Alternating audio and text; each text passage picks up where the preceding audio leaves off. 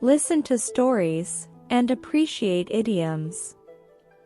Hello, everyone. Welcome to Encountering Chinese, Encountering Idioms.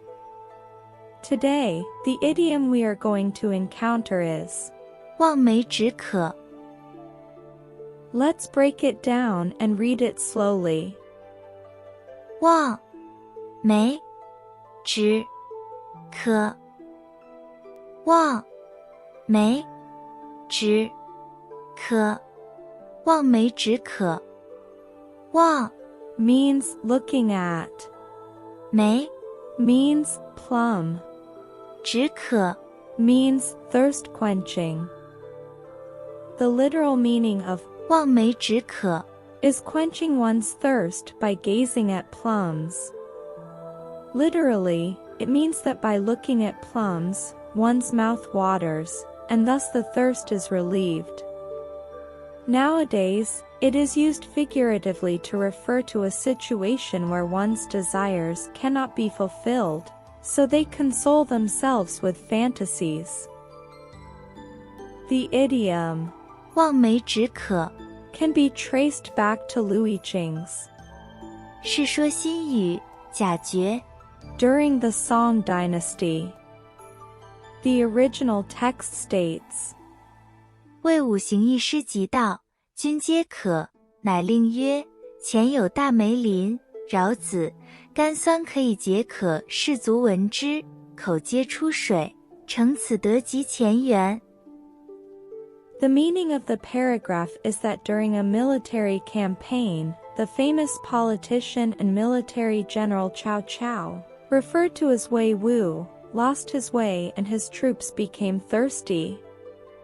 Cao Cao then ordered, "There is a large plum grove ahead, abundant with plums that are sweet and sour, which can quench our thirst." Upon hearing this, the soldiers' mouths started watering, and taking advantage of this situation, they were able to reach a water source. The background story behind this phrase goes like this. During the late Eastern Han Dynasty, the warlord Cao Cao led his troops to march toward Quenching with the intention of subduing General Zhang Xiu of the Han Dynasty. The weather was scorching hot, and by midday, the soldiers were drenched in sweat, their lips parched, and they were suffering from extreme thirst, struggling to continue marching. Concerned about the fatigue and dehydration of his soldiers, Cao Cao grew anxious. He dispatched people to search for a water source, but they found only a barren wasteland with no sign of water. Cao Cao then decided to improvise and ordered the soldiers to dig wells. However, the land there was extremely dry, and despite their efforts, the soldiers couldn't find a single drop of water. Aware of the dangers of marching without water, Cao Cao knew that his soldiers could collapse from thirst if the situation persisted. He needed a solution to give his troops some hope and at least temporarily alleviate their thirst. So, the resourceful Cao Cao came up with the idea of quenching one's thirst by gazing at plums. Suddenly, he pointed towards a hill ahead and loudly proclaimed to his soldiers, "Soldiers, I know that once we cross this hill, there is a dense grove of plum trees. They bear plentiful plums. If we successfully cross this hill, we will be able to enjoy those plums. They are large, sour, and incredibly delicious. I will let everyone savor them to their heart's content." As soon as the soldiers heard about the plums, their mouths couldn't help but salivate uncontrollably. They imagined the vibrant red plums with their tangy flavor, and their thirst seemed less pronounced. Cao Cao immediately commanded the troops to advance. Although the journey remained arduous, the soldiers now had hope and a certain level of anticipation.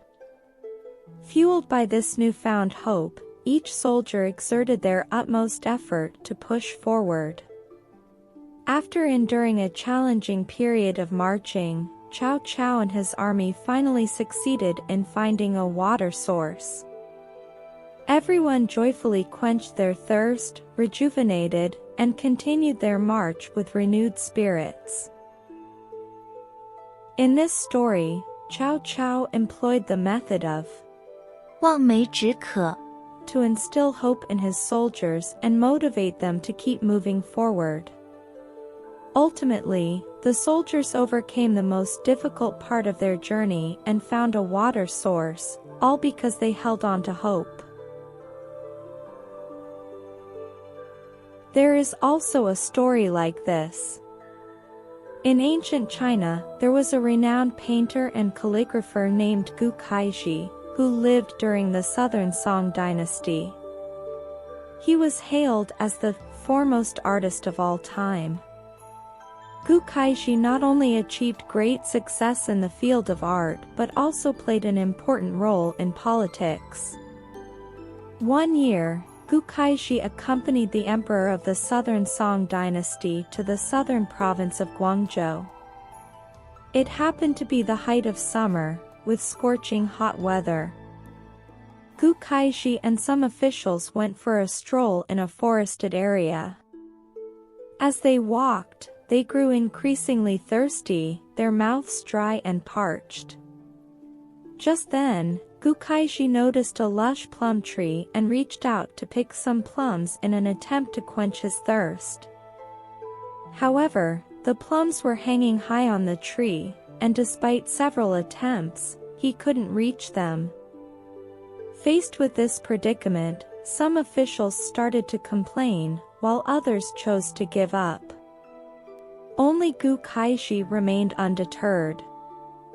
After a moment of contemplation, he took out his brush and ink, and on a large stone, he painted a plum and wrote a line next to it, quenching thirst by gazing at plums.